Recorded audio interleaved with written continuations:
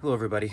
In this video I wanted to go over the parts necessary to split a ventilator to co-ventilate or ventilate multiple patients. It is looking increasingly likely like some of us might have to resort to these dire measures, and I want to make sure that everybody has the parts necessary. I found out this was important when Dr. Babcock wanted to create her videos. This last time around, we searched the hospital and could only come up with a couple of setups, so these are not parts that are always readily available to everybody. So after some digging, we came up with several options, and I want to make sure everybody has those on hand. So first of all, it's always going to be best to use standard hospital-sourced products. So for a standard T setup, you're going to need a 22mm adapter. Looks something like this. And a T-piece.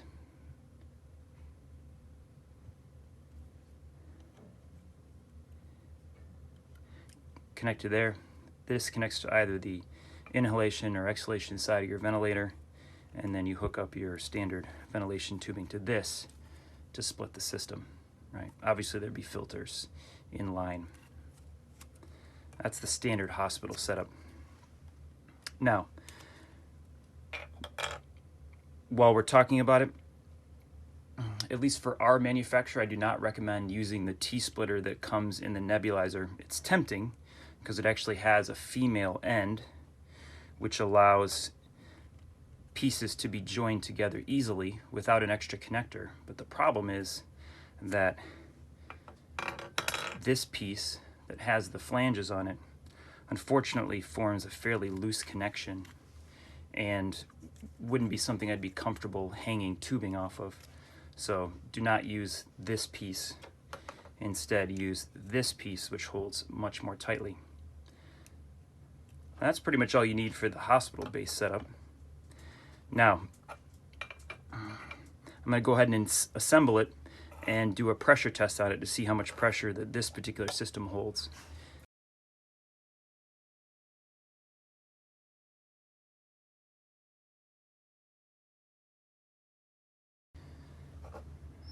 All right, so now we have our assembled system.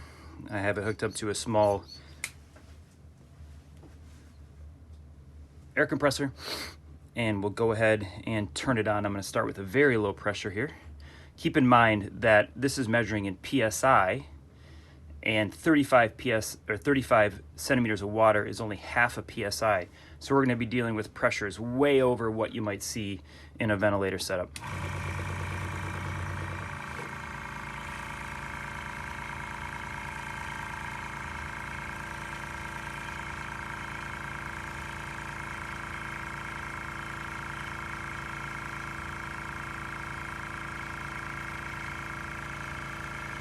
You might not be able to see the gauge from the glare, but we're at about 1 PSI now. Creeping up to 5 PSI. That's 10. We failed just maybe around 8 PSI.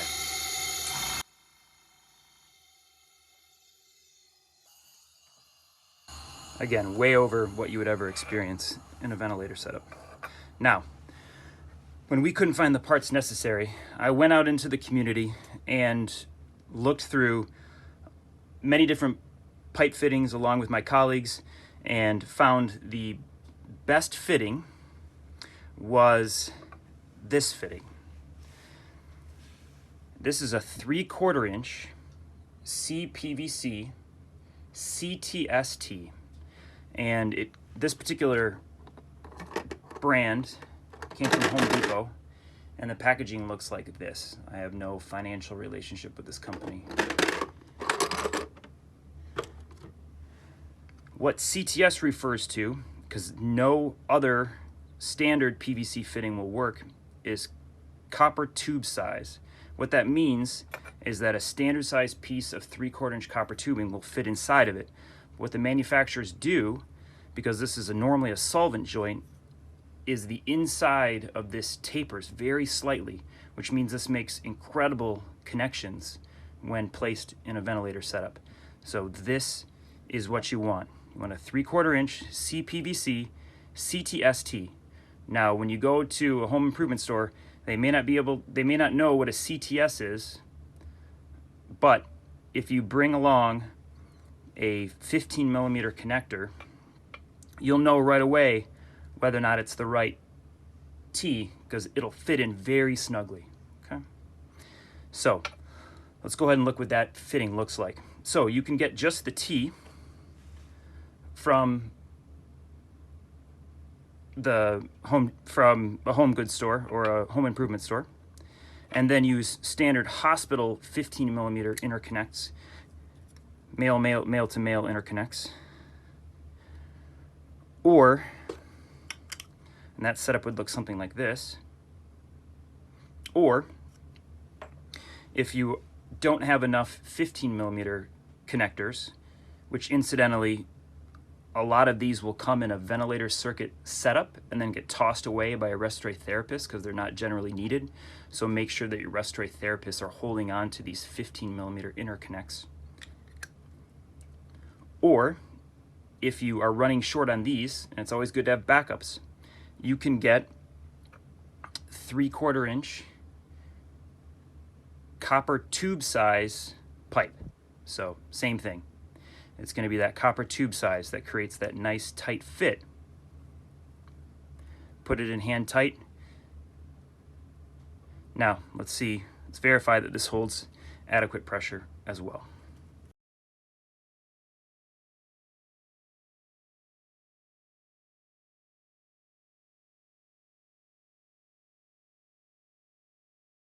Okay, we're set up.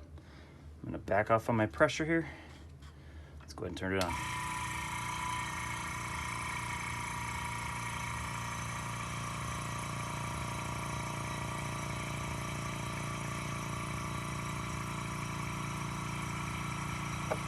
So we're at about 2 psi now.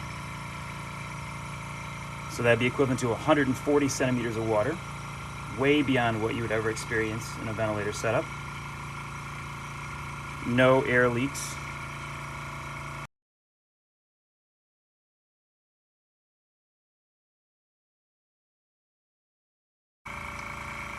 (10 psi). So that's 20 times what a ventilator pressure would likely be. And there we are, 12 psi. So as you can see, these connections are solid. No question that they would hold the pressures necessary. They also are sterilizable, and we have provided information on how to sterilize these through your standard hospital processes. They're all solid, nothing's porous, so very easy to clean and sterilize. Thank you very much. Hopefully you never have to use this process, but if you do, hopefully now you'll be able to find the supplies that you need to make it happen.